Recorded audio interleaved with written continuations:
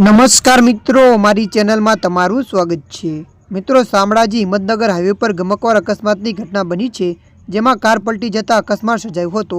આ દુર્ઘટનામાં 3 લોકોના મોત જ્યારે 2 લોકો ઇજાગ્રસ્ત થયા હોવાનું સામે આવ્યું છે।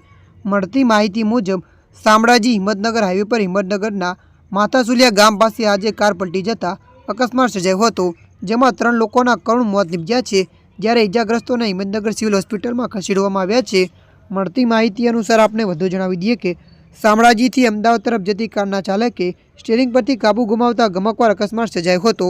કારમાં સવાર લોકો અમદાવાદના હોવાની માહિતી મળી રહી છે, ત્યારે અકસ્માતના બનાવના પગલે પોલીસ ઘટના સ્થળે પહોંચીને આગળની કાર્યવાહી હાથ ધરી છે।